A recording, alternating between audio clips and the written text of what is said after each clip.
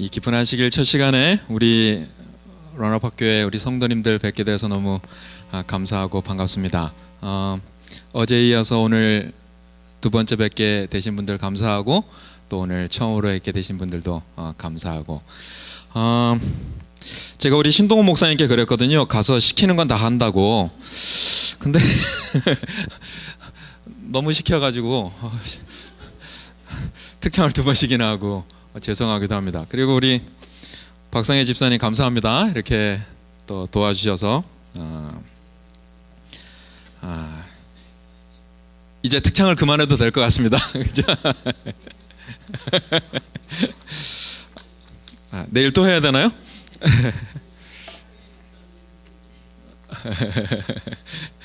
네.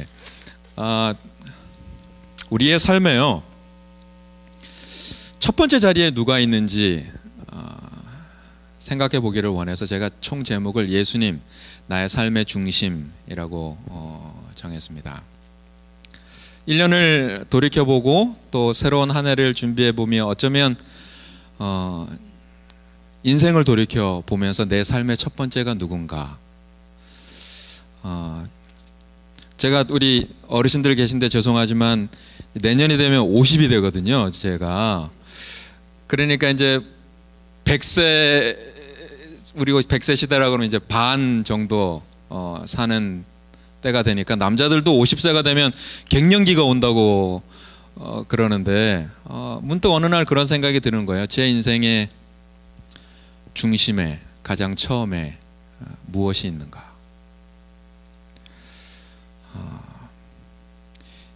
예수님에 관한 것을 나는 전하고 있는가? 나는 예수님을 전하고 있는가? 예수님에 대한 것으로 나는 생계를 유지하고 있는가? 나는 예수님 때문에 살고 있는가? 나는 정말 예수님이 나의 삶의 중심이 되고 계신가? 이런 생각을 하게 되었습니다. 그래서 어제 첫 번째 말씀, 예수님이 나의 예배의 중심이 되시는가에 대한 생각을 함께 나누었고, 오늘은 나의 앉은 자리라고 하는 제목으로 또 내 삶의 중심에는 누가 계신가 함께 나눠보기를 원합니다. 요한복음에는요, 예수님이 행하신 기적이 많이 나오지 않고 7개 나와요. 사복음서를 읽어보면 예수님께서 기적을 행하셨다라고 하는 이야기가 많이 나오는데, 요한복음에서는 그것을 기적이라고 하지 않고 아주 특별한 단어로 사용했어요. 그건 뭔가 하면 표적이라고 하는 말을 했어요. 다른 복음서에서는 그렇게 사용하지 않았는데, 요한은 예수님의 많은 기적 가운데 7개를 선별해서 기록했고, 그리고 그것을 표적이라고 이야기했습니다. 표적이라고 하는 말은 영어로 하면 sign이에요. sign. 여러분들 누구에게 이렇게 사인 주고받는 거 있지 않습니까? 이 사인이라고 하는 것은 사실 그 속에 무엇이 들어있어야 하는가 하면, 사인에서 나온 말 중에 significance, 혹은 그런 이 중요성이 들어있는 것이에요. 그래서 이 요한은 기적 그 자체를 설명하려고 하는 것이 아니라 그 기적 속에 예수님이 중심이라고 하는 것을 설명해 주기 위하여 7가지의 표적을 사용했거든요. 첫 번째 표적이 뭔가 하면, 요한복음 2장에 나와 있는 가나의 혼인잔치에 가셔가지고 예수님이 혼인잔치에 중요한 이 포도즙이 없다고 하셨을 때 물로 그것을 다 뭘로 만드셨어요?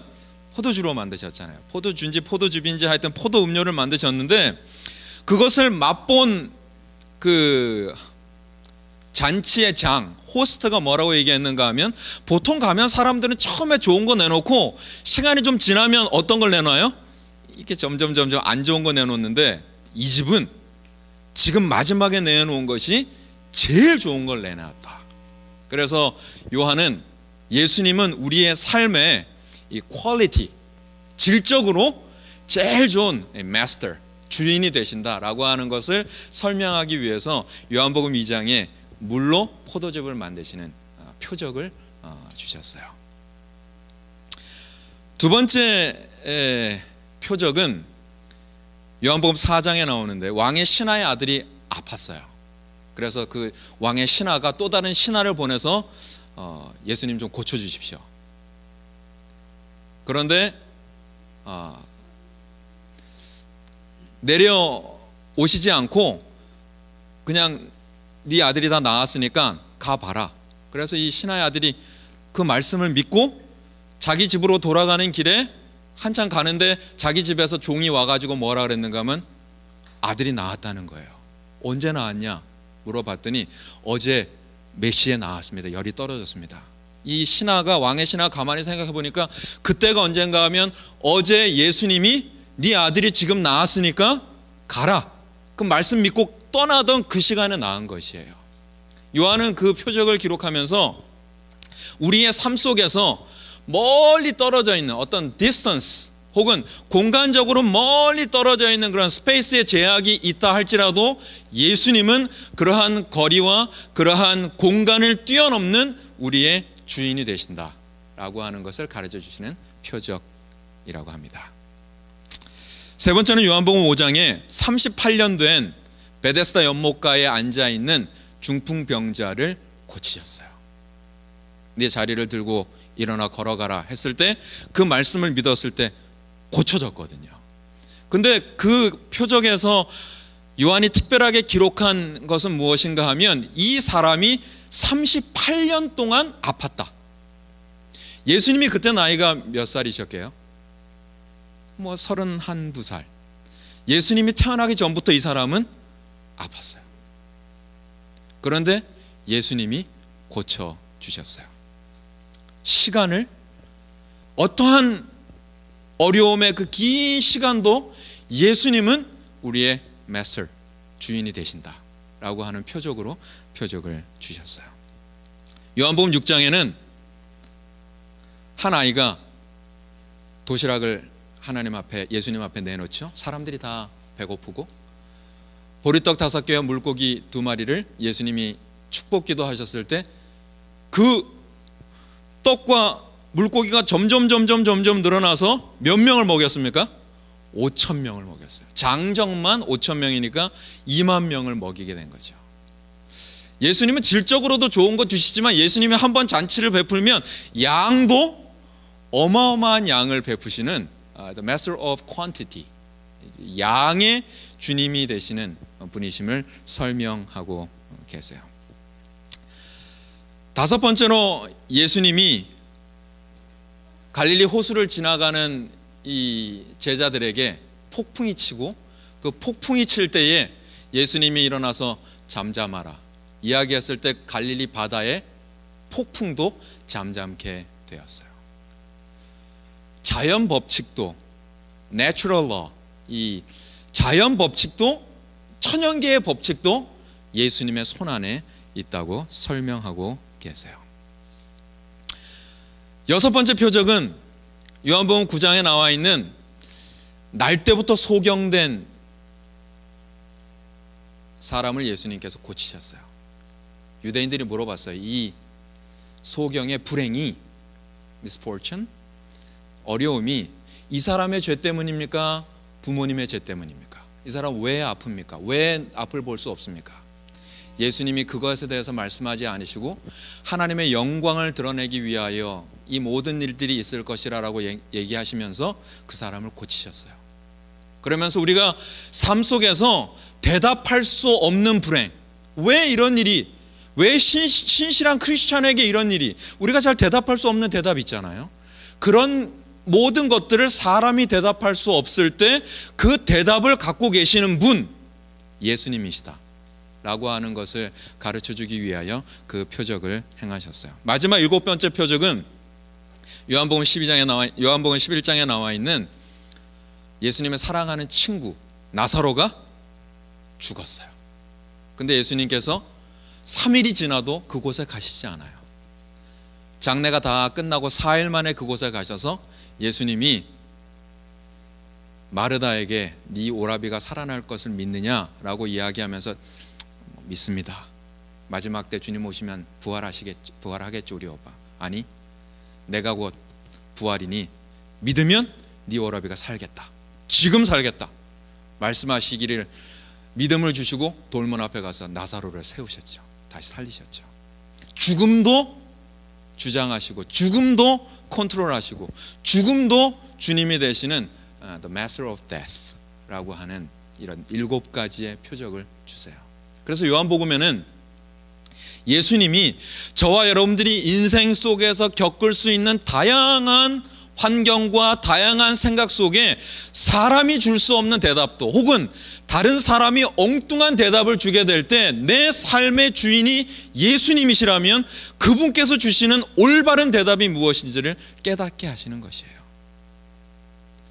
바라기는 우리 러너파크 교회의 모든 성도님들의 삶 속에 우리의 삶에 어떠한 일들이 벌어진다 할지라도 그 일들 속에 예수님이 나의 주인이 되심을 경험하고 고백하는 저와 여러분들이 되기를 간절히 소망합니다. 그 중에 오늘 이 7개 중에 다 할 수가 없고 그 중에 한 가지 표적을 조금 살펴보려고 합니다. 그 표적은 몇 번째 표적인지 말씀을 보시면서 한번 추측해 보실 수 있으실 거예요. 요한복음 6장 3절로 5절인데요. 같이 한번 읽어볼까요? 예수께서 시작. 예수께서 산에 오르사 제자들과 함께 거기 앉으시니 마침 유대인의 명절인 유월절이 가까운지라 예수께서 눈을 들어 큰 무리가 자기에게로 오는 것을 보시고 빌립에게 이르시되 우리가 어디서 떡을 사서 이 사람들을 먹이겠느냐 하시니. 요한복음 6장은 언제 일어난 사건인가 하면 여기 빨간 것을 글씨를 보니까 유대인의 절기가 가까웠대요. 명절이 가까웠대요. 그 3대 명절 중에 하나인 미국의 3대 명절은 뭐 있습니까? 크리스마스, 땡스기빙, 뉴 이어. 그런가요? 뭐 제가 그냥 생각해 봤습니다. 근데 유대인들에게는 세 큰 절기가 있거든요. 유월절, 그리고 초실절, 장막절. 이렇게 세 절기가 있는데 그 중에 이제 처음 오는 절기가 유월절입니다. 유월절은 어떤 의미가 있을까? 유월절은 예수님에게 어떤 의미가 있을까? 가만히 생각해 보면요, 우리가 예전에 이 떡 먹고 하는 건 언제 떡 먹는가 하면 생일떡 먹지 않습니까, 여러분? 생신떡, 생일떡. 사람이 남발을 기념해서 먹는 것이 뭔가 하면 떡이었어요. 이제 한국말로 떡이고요. 그 사람들은 이제 뭘 먹었을까요? 빵을 먹었겠죠, 그죠? 케이크를 먹든지 뭐 브레드를 먹든지 하여튼 먹었습니다. 예수님에게 유월절은요, 자신의 죽는 날이에요. 사람이 자신의 죽는 날을 기념해서 떡을 베풀고 잔치를 베푼다. 쉽지 않습니다. 예수님은 지금 딱 1년 남으셨어요. 사복음서를 연구해 보면 지금 이 유월절은 십자가에 달리는 그 유월절 1년 전이에요. 3년 반 공생애 하시는데 2년 반을 이제 소비하셨어요. 많은 사람들에게 가르치고 이적도 베풀고 제자들을 12명을 택했고, 예수님도 그렇게 열심히 활동하셨지만 얼마나 많은 사람들을 거두셨는지 우리가 정확히 판단할 수는 없는 예수님이 딱 1년 남으셨어요. 그리고 예수님은 아셨어요. 내년 오늘 이렇게 많은 무리들이 지금 표적을 보기 위해서, 뭐 기적을 보기 위해서 이렇게 많이 모였지만 이들 중에 대부분의 사람들은 나를 모른다 할 것이고, 나를 이단이라고 할 것이고, 나를 나쁜 사람이라고 할 것이고, 나를 십자가에 못 박으라고 할 것이다. 그럼에도 불구하고 예수님은 이미 그들을 용서하시면서 떡을 베푸세요. 우리 한국 사람들 그런 말 있잖아요. 착한 놈에게 떡을 하나 더 주나요? 미운 놈에게 떡을 하나 더 주나요? 왜 미운 놈에게 떡을 하나 더 줄까요? 빨리 먹고 예수님은 그런 마음이셨을까요? 에이, 나쁜 녀석들, 1년 뒤에 나를 배반할 것이니까 떡이나 한 번 더 먹고, 그런 마음은 아니셨을 거예요. 정말 한 번의 기회를 더 주기 위하여 떡을 준비하세요. 이 떡을 준비하면서 떡 말고 진짜 떡 가르쳐 주기 위하여 그들의 일시적인 배고픔을 채우기 원하셨어요. 우리 예수님에게 나와서 떡 받아 먹으려고 나오는 사람들 많이 있습니다. 예수님을 만나러 오는 것이 아니라 내 삶의 중심이 예수님이 아니라 내 삶의 중심이 예수님으로부터 떨어지는 떡고물. 그래서 그 떡고물이 안 떨어지면 교회 조금 나왔다가 실망하고 돌아가는 많은 사람들이 있어요. 복을 받기 위하여 교회에 나왔다가 그 기복적 신앙이 무엇인가 잘못되면 예수님 없어 실망하며 돌아가는 사람들. 예수님이 요한복음 6장 10절에 그 많은 사람들에게 이렇게 명령하셨어요. 요한복음 6장을 읽어보면요, 앉아라, 앉혀라, 그리고 앉게 하라, 이런 동사가 자주 사용돼요. 6장 10절에 보시면 예수께서 이르시되 첫 번째 명령은 뭔가 하면 이 사람들로 앉게 하라. 첫 번째 나온 이 sit이라고 하는 동사입니다. 이 사람들로 앉게 하라. 앉게 하라라고 하는 건 내가 앉는 것이 아니라 어떤 사람이 누구를 앉히는 거예요. 이 문맥을 보면 그럼 예수님이 이걸 지금 누구에게 누구를 앉히라고 한 걸까요? 예수께서 이르시되 이 사람들로 앉게 하라 하시니 그곳에 잔디가 많은지라. 예수님이 누구에게 말씀하신 걸까요? 그렇죠. 그럼 이 사람들은 누굴까요? 거기 모여있는 사람. 맞아요. 이 명령은 예수님이 제자들에게 하신 명령이에요.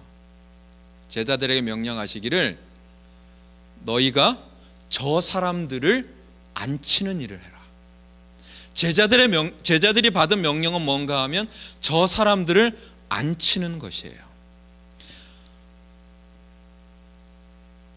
당시를 상상해 보면 그렇습니다. 이렇게 갈릴리 언덕이 이렇게 쫙 있는데 예수님께서 말씀을 전하셨죠. 말씀을 전하시는 가운데 하루 종일 이날은 예수님께서 다른 때 같으면 말씀 좀 전하시다가 누가 이렇게 귀신 들린 사람이든지 이렇게 저는 사람이든지 이런 사람 데려오면 낫게 하고 그러면 사람들이 오 하고 이제 좀 구경하고 있다가 또 말씀하시고 그랬는데 이날은 아침부터 저녁까지 재밌는 거 소위 재밌는 볼거리 하나도 안 하시고 아침부터 저녁까지 뭐만 하셨는가 하면 설교만 하셨어요.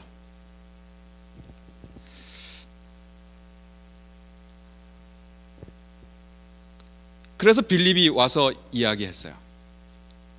하루 종일 설교를 하시니까 빌립이 와서 말하기를 예수님 지금 아침부터 저녁까지 사람들이 되게 배고파 하는데요, 우리가 어디서 떡을 사서 이 사람들로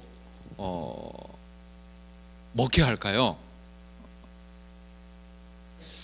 그랬더니 예수님께서 빌립에게 이렇게 말씀하신 거예요. 빌립아, 우리가 이 많은 사람들 떡을 어떻게 다 먹일 수 있을까? 12제자 중에 빌립이 가장 계산적인 사람이었거든요. 그러니까 빌립의 마음속에 걱정이 있는 거예요. 이 사람들을 어떻게 떡 먹여야 되지?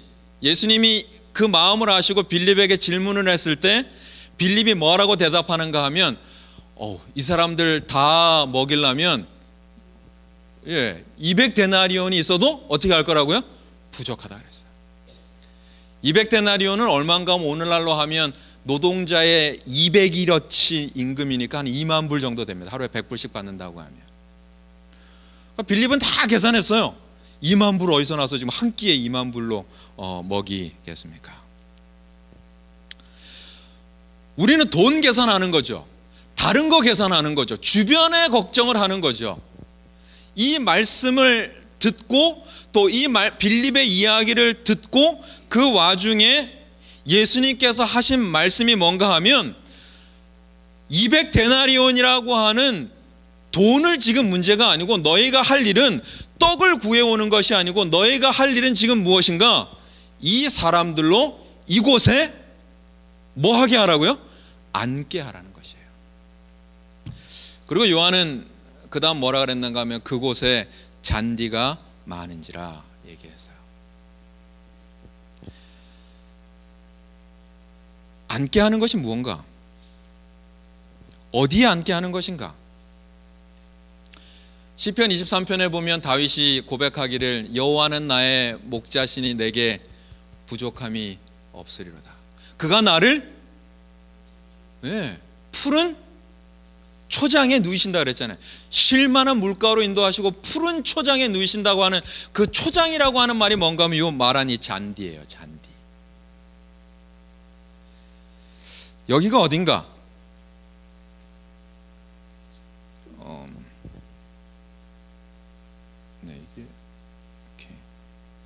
이게 제 컴퓨터가 아니라 목사님이 어떻게 다시 이렇게 슬라이드로 가세요? 감사합니다. 감사합니다. 앞으로 가려면 올라가죠? 오케이. 이 사람들로 이곳에 앉게 하라 이야기했을 때 제자들이 그 명령을 받았잖아요. 제자들이 그 명령을 받은 모습을 앞으로 넘어가다 보면 사실은 6장 3절 처음에 예수께서 산에 오르사 제자들과 함께 거기에 뭐 하셨어요? 앉으셨어요. 제자들이 지금 예수님으로부터 명령을 들었는데 배고픈 자들을 채우기 위해서 너희가 할 일은 뭔가 하면 200데나리온이 어디 있는지 그걸 구하는 것이 아니라 이곳에 사람들을 앉혀라 라고 했는데 그곳이 어디인가 하면 제자들이 먼저 앉은 곳이에요. 앉았던 곳이에요. 그곳이 어디인가 하면 예수님이 함께 계셨던 곳이에요. 제자들은 예수님과 함께 앉는 경험을 했어요. 예수님과 함께 앉은 자리가 어디인지를 알았어요. 여러분들이 2019년 한 해를 살아가며 어디에 앉으셨습니까? 혹 어떤 분들은 앉지 못하고 1년 내내 서서 계신 분들도 계세요. 앉아서 조용히 예수님을 생각할 시간도 없이 그저 바쁘게 걷고 뛰고 달리고 뭘 구하려고 했는가 하면 떡 구하려고 돌아다닌 많은 사람들이 있는데 연말 기도주일을 맞이하며 예수님께서 우리에게 첫 번째 하시는 말씀은 뭔가 하면 먼저 너희들이 나 있는 자리에 와서 좀 앉아라. 너의 삶의 중심에 너의 삶의 옆에 내가 있는지 좀 확인해 봐라. 제자들은 그 사람들이 군중들이 오기 전에 예수님 곁에 앉았어요. 사실 그전 요한복음 5장에서 이 베데스다 연못가에 있는 사람 고치고 유대인들이 엄청 핍박해서 예수님이 제자들 데리고 저쪽으로 가자 하고 지금 산에 리트리트 오신 거거든요. 그리고 잠시 앉아서 제자들과 함께 진지한 이야기를 나누셨어요. 앉은 경험을 한 거죠. 우리의 인생 속에 삶의 중심에 내가 앉아있는 자리가 예수님의 옆자리임을 확인하고 그 옆자리를 확인하고 확보하는 일에 내 시간과 내 마음을 드리는 저와 여러분들이 되기를 간절히 소망합니다. 너무 바쁘게 살아서 잠시 앉아있을 시간도 없이 살았다면 앉아서 예수님의 음성을 듣는 시간을 확보하는 저와 여러분들이 되기를 소망합니다. 그게 가장 중요해요.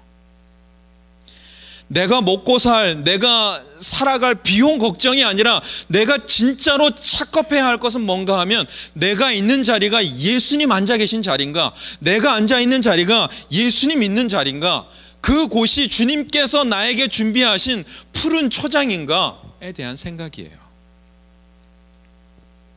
그래서 그러한 경험이 있는 자에게 예수님께서 말씀하시기를 이제 네가 그러한 예수님과 함께 앉아있는 경험을 했다면 이제는 네 옆에 있는 가족, 네 옆에 있는 친구, 네 옆에 있는 사람들을 그곳에 함께 앉혀라. 그러니까 제자들이 앉아 있다가 그 사람들을 앉게 하라, 이것이에요. 두 번째,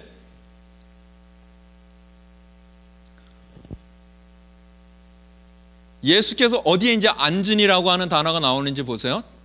예수께서 이르시되 이 사람들로 앉게 하라 하시니 그곳에 잔디가 많은지라. 사람들이 앉았습니까? 안 앉았습니까? 앉았어요. 감사하게도 앉았어요. 사람들이 앉으니 수가 얼마쯤 되었다고요? 5,000쯤 되었다고요. 지금 그 갈릴리 언덕을 가보면 많은 사람들이 이렇게 앉아있게 되고, 마치 이렇게 야외 극장처럼 마이크가 없죠. 이렇게 앞에서 이렇게 얘기를 하면 어느 정도 소리가 이렇게 전달될 수 있는 공간으로 되어져 있어요.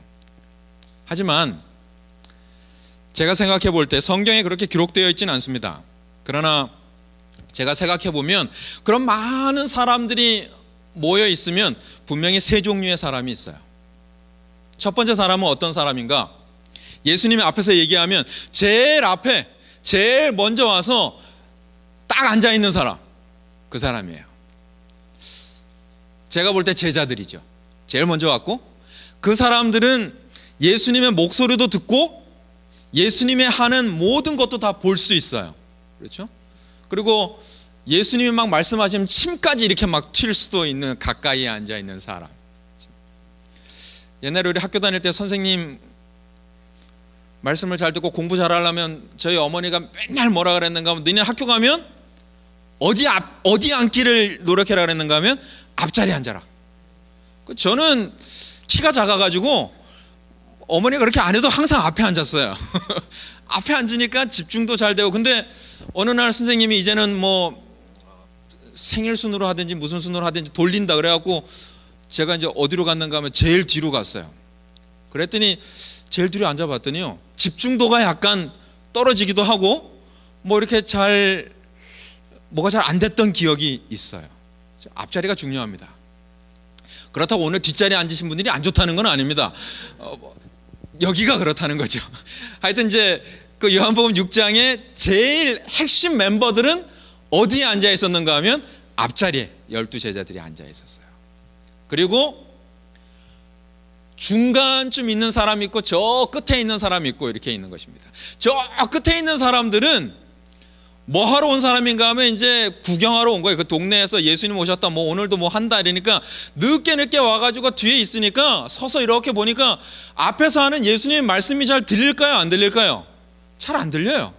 잘 들리지 않고 뭔가 이렇게 이적이나 표적이나 뭐 이런 거 하면 눈으로 좀 보려고 서 있었는데 하루 종일 있어도 그런 거 안 하니까 이렇게 돌아보다가 또 이렇게 보다가 이렇게 하다가 저녁쯤 돼서 배가 고프니까 제일 뒤에 있던 사람들은 다 어떻게 해버리는가 하면 에이, 오늘은 날이 아닌갑다 하고 그냥 가요. 중요한 사람, 제가 볼 때 이 사람들로 앉게 하라 명령을 들은 사람은 앞부분에 있는 사람이고, 그 명령을 듣고 앉으니 한 사람은 어디쯤에 있는 사람인가 하면 중간쯤에 있는 사람이에요. 예수님의 말씀을 한 번쯤 듣고 긴가민가 하고 있고, 교회에서 건강 세미나나 뭐 자선 바자회나 이런 거 하면 어떻게 한 번쯤 이렇게 와 봤다가 또 무슨 일 없으면 실 가서 이렇게 한 발 교회에 걸치고 한 발 딴 데 걸치고 왔다 갔다 하는 사람. 그러니까 완전히 서 있는 사람도 아니고 앉아 있는 사람도 아니고, 이 사람의 자세는 뭔가 하면 화장실 자세로 있는 사람. 이런 사람들을 제자들이 뭐 하게 하는 건가 하면 앉게 하라는 것이죠. 여러분 주변에 그런 사람 있습니까? 여러분 그런 사람 생각할 때 저 사람은 내가 10수년 동안 했는데 정말 끈질기게 안 돼.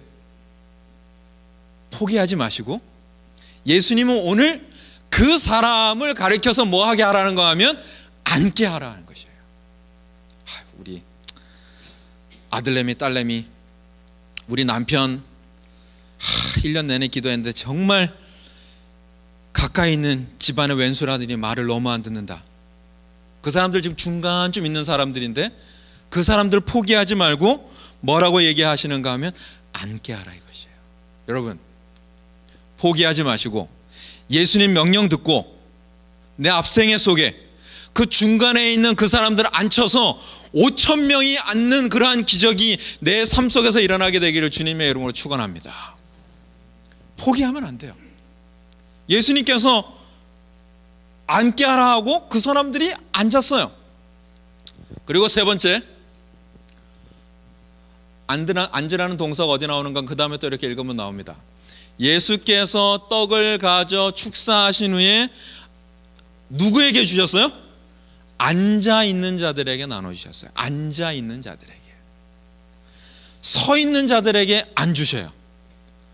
간 사람에게 안 주셔요.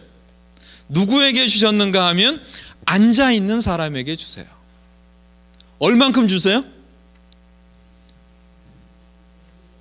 얼만큼 주셨다고요? 원대로 주셨어요. 여기 그랬잖아요. 떡을 가져 축사하신 후에 앉아 있는 자에게 주시고 물고기도 그렇게 하셔가지고 그들의 원대로 주셨다 그랬어요. 감사한 일입니까? 여러분, 우리가 믿음으로 주님 옆에 앉아 있으면 주님께서 우리가 기도하는 것보다 더 많이 우리의 원대로, 우리보다 더 크신 하나님께서 우리가 상상하는 것 이상으로 우리에게 주실 줄로 저는 믿습니다. 앉아 있어야 돼요. 그 모든 축복의 가장 큰 시작은 어디에서부터 시작되는가 하면 내가 앉아 있는 자리가 예수님 옆이어야 한다고요. 예수님하고 멀리 떨어져서 딴 데서 세상에서 있으면서 예수님이 나한테 뭐 떡 안 주시나? 안 주세요. 예수님 옆에 있어야죠. 예수님 계신 자리에 앉아 있어야죠. 그럴 때 예수님께서 우리에게 원대로 주시겠다 말씀하세요. 저와 여러분들의 삶 속에 그러한 모습으로 나의 앉은 자리를 주님이 계신 곳으로 확보하는 그러한 이 연말 그리고 새해가 되기를 주님의 이름으로 축원합니다. 요한복음 6장 26절. 제가 이 자막이 하나 빠져서 새로 해왔는데 이게 지금 컴퓨터가 잘 안 돼가지고 여러분 성경 한번 좀 펴주시면, 전화기를 피시든지 죄송합니다. 제가 여기다 띄우지는 못했는데 요한복음 6장에 이 말씀 다음에 이렇게 기록되어져 있어요. 26절. 내가 진실로 진실로 너희에게 이르노니 너희가 나를 찾는 것은 표적을 본 까닭이 아니요 떡 먹고 배부른 까닭이다. 이 5천 명 먹인 다음에요, 예수님께서 바다 건너 다시 갔더니 어제보다 더 많은 사람들이 구름대처럼 몰려온 거예요. 그러니까 예수님께서 뭐라고 얘기하셨는가 하면 그 사람들을 향해서